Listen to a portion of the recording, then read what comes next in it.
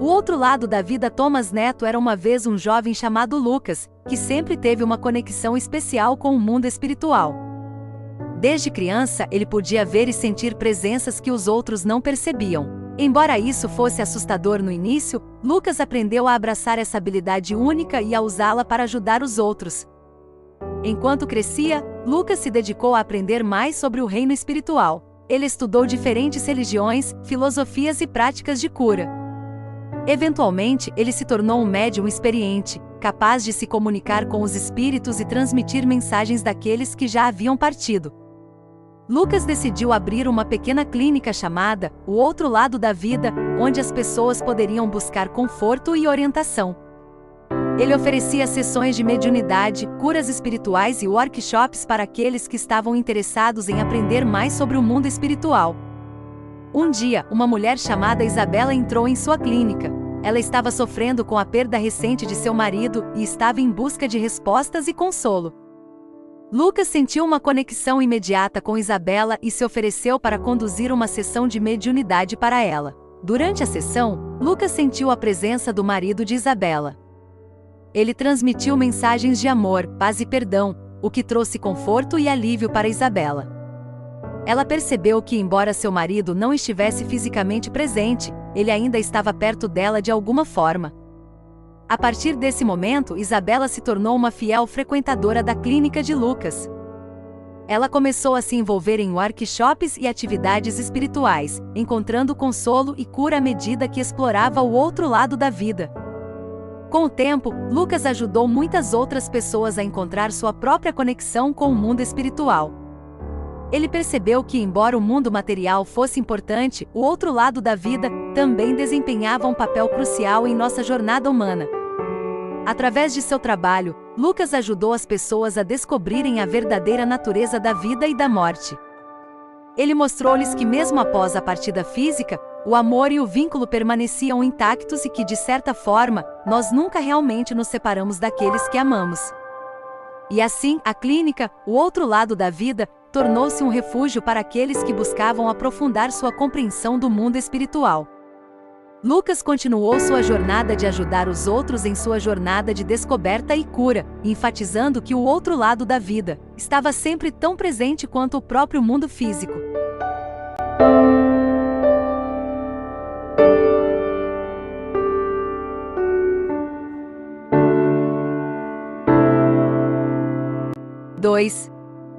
Mais um dia na colônia Vitórias de Ginaglia, ela acordou com o som do alarme, que tocava incessantemente na sua cabeça. Era hora de se levantar e começar mais um dia na colônia. Ela se arrastou até o banheiro, onde tomou um banho rápido e vestiu o uniforme cinza que todos usavam. Depois, pegou a sua mochila e saiu do seu cubículo, que era o seu lar desde que nasceu. Ela caminhou pelos corredores lotados de gente, que se moviam como automatos, seguindo as ordens dos alto-falantes. Ela sabia que não podia se atrasar para o trabalho, pois isso significaria uma punição severa. Ela não queria ser enviada para a zona de reciclagem, onde os rebeldes e os inúteis eram transformados em matéria-prima para a colônia. Ela chegou ao seu posto, onde teve que operar uma máquina que produzia peças para as naves espaciais. Ela se sentou na sua cadeira e colocou os fones de ouvido, que transmitiam instruções e propaganda do governo. Ela não podia pensar em mais nada, apenas em cumprir a sua tarefa.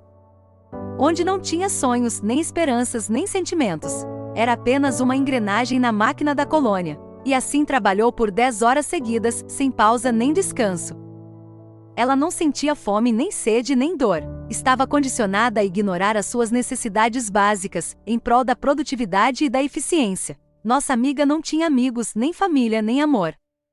Isolada de qualquer contato humano, exceto pelos seus supervisores que a vigiavam constantemente. Ela terminou seu turno e voltou para o seu cubículo, onde tinha que dormir por 6 horas antes de recomeçar tudo de novo. Não tinha lazer, nem diversão, nem arte. Estava proibida de acessar qualquer informação ou entretenimento que não fosse autorizado pelo governo. Não tinha liberdade, nem direitos, nem dignidade. E estava submetida a um regime totalitário e opressor. Ela deitou na sua cama e fechou os olhos, tentando esquecer a sua existência miserável. Não sabia que havia outro lado da vida na colônia. Não sabia que havia um grupo de rebeldes que lutava contra o sistema e tentava escapar para o espaço. Ela não sabia que havia um planeta verde e azul, onde as pessoas viviam em harmonia com a natureza e com elas mesmas. Ela não sabia que havia esperança de um futuro melhor. Enfim, ela não sabia que havia vida além da colônia.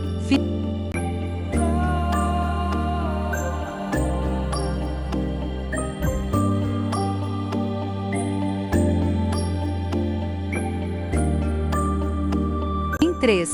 A chamada Vitória Cidinaglia era uma noite chuvosa e escura. Pedro estava sozinho em casa, assistindo a um filme de terror na TV.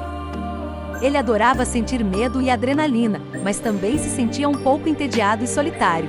Ele resolveu ligar para sua namorada, Ana, que estava viajando a trabalho. Ele queria ouvir a sua voz e dizer que sentia saudades. Ele pegou o seu celular e discou o número dela. Chamou uma vez, 2 vezes, 3 vezes. Ninguém atendeu. Ele achou estranho, pois ela sempre atendia às suas ligações. Ele pensou que talvez ela estivesse ocupada ou sem sinal.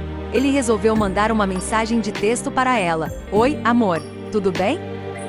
Estou com saudades de você. Me liga quando puder. Beijos. Ele esperou alguns minutos, mas não recebeu nenhuma resposta. Ele começou a ficar preocupado e impaciente. Ele tentou ligar de novo para ela. Chamou uma vez, 2 vezes, 3 vezes. Ninguém atendeu. Ele ficou frustrado e irritado. Ele pensou que talvez ela estivesse ignorando ele ou traindo ele com alguém. Ele resolveu mandar outra mensagem de texto para ela. Onde você está? Por que você não me atende? Você está me escondendo alguma coisa? Fala comigo. Ele esperou mais alguns minutos, mas não recebeu nenhuma resposta. Ele ficou furioso e desconfiado. Ele tentou ligar mais uma vez para ela. Chamou uma vez, 2 vezes, 3 vezes. Alguém atendeu. Ele ouviu uma voz masculina, grave e sussurrada. Alô? Pedro sentiu um arrepio na espinha. Ele reconheceu aquela voz. Era a voz do seu pior pesadelo.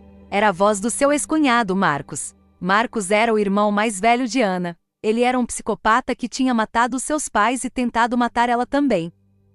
Pedro tinha ajudado Ana a escapar dele e a denunciar ele para a polícia. Marcos tinha sido preso e condenado à prisão perpétua. Pedro não sabia como ele tinha conseguido sair da cadeia e encontrar Ana. Pedro sentiu um pânico indescritível. Ele perguntou com a voz trêmula: Marcos, é você? O que você fez com a Ana? Marcos riu de forma maléfica e disse: Olá, Pedro. Quanto tempo, hein? Você deve estar se perguntando como eu consegui sair da cadeia e encontrar a sua namoradinha. Bem, digamos que eu tenho os meus contatos e os meus recursos. Pedro sentiu uma raiva imensa e disse: Seu monstro, onde você está? O que você fez com ela? Se você encostou um dedo nela, eu juro que eu te mato. Marcos riu de novo e disse: Calma, Pedro. Não precisa se exaltar. Eu só queria brincar um pouco com vocês dois.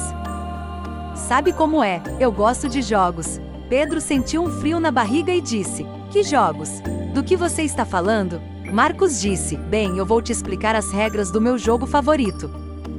É muito simples, eu tenho a Ana aqui comigo, amarrada e amordaçada em um lugar secreto. Ela está viva por enquanto. Pedro sentiu um nó na garganta e disse: Seu desgraçado, solta ela agora. Onde você está? Marcos disse: Não seja tão apressado, Pedro. Eu ainda não terminei de explicar as regras. Você tem 2 opções, ou você vem até mim, ou eu vou até você. Pedro sentiu uma confusão na cabeça e disse: Como assim? O que você quer dizer? Marcos disse: É simples, ou você me diz onde você está e eu te dou o endereço de onde eu estou com a Ana, ou eu rastreio o seu celular e vou até a sua casa te fazer uma visitinha. Pedro sentiu um terror sem fim e disse: Você está louco. Isso é uma loucura. Você não pode fazer isso. Marcos disse: Eu posso fazer o que eu quiser, Pedro. Eu sou o mestre do jogo. E você tem que escolher rápido, porque o tempo está correndo. Pedro ouviu um barulho de cronômetro no fundo da ligação. Marcos disse: Você tem 10 minutos para decidir, Pedro. 10 minutos para salvar a sua vida ou a da Ana. Pedro ouviu Marcos desligar o telefone. Pedro ficou paralisado de medo e indecisão. Ele não sabia o que fazer. Ele não sabia se era uma armadilha ou uma chance. Ele não sabia se devia ir atrás de Ana ou esperar por Marcos. Ele não sabia se devia ligar para a polícia ou tentar resolver sozinho. Ele só sabia que estava em perigo e que o tempo estava acabando. Fim.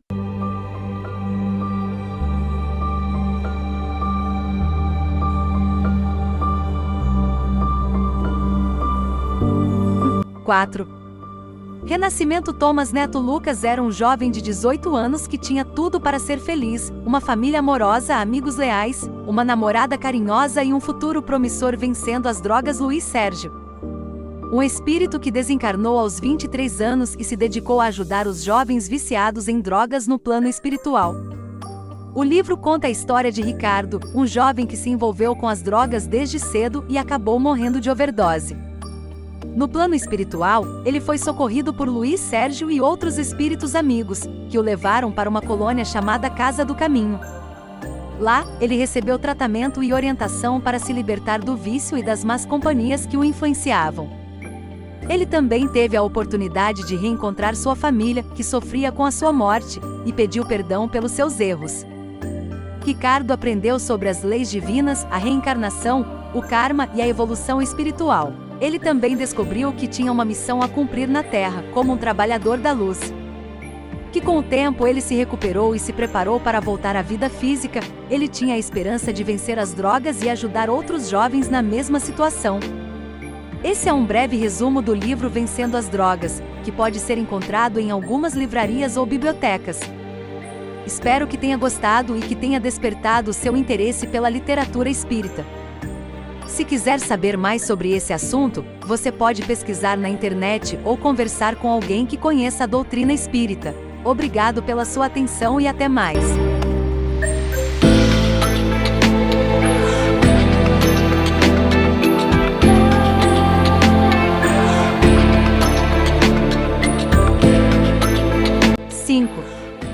Conto espírita. Felipe Canva era uma vez uma jovem chamada Ana que morava em uma pequena cidade do interior. Ela sempre teve interesse em assuntos espirituais e frequentava com frequência a igreja local. Um dia, ela decidiu se aprofundar mais no estudo da doutrina espírita e começou a frequentar um centro espírita na cidade vizinha. Lá, Ana aprendeu muito sobre a vida após a morte e a comunicação com os espíritos. Ela também participou de diversos trabalhos sociais e caritativos, ajudando pessoas necessitadas e propagando a mensagem de amor e caridade. Certa noite, Ana teve um sonho muito vívido em que um espírito se comunicou com ela. O espírito contou sua história e pediu ajuda para encontrar a paz. Ana percebeu que não era um sonho comum e decidiu buscar orientação no centro espírita. Com a ajuda de outros médios, Ana conseguiu se comunicar novamente com o espírito e descobriu que ele havia falecido em um trágico acidente de carro. Ele estava sofrendo muito e não conseguia encontrar a paz. Com muito amor e dedicação, Ana e os outros médios ajudaram o espírito a se libertar das aflições terrenas e encontrar a luz. Desde então, Ana se tornou ainda mais engajada na doutrina espírita e dedicou sua vida a ajudar outros espíritos em sofrimento. Ela aprendeu que mesmo após a morte, ainda podemos ajudar e ser ajudados pelos nossos irmãos de jornada.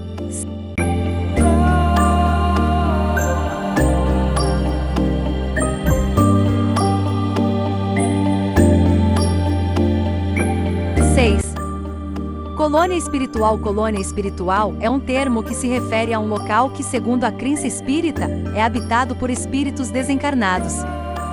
De acordo com essa crença, após a morte, o espírito pode permanecer em um plano espiritual, onde encontrará um ambiente semelhante àquele em que viveu na Terra. Existem muitas colônias espirituais, cada uma com suas próprias características e finalidades, como a prática de cura espiritual ou o estudo e a evolução espiritual.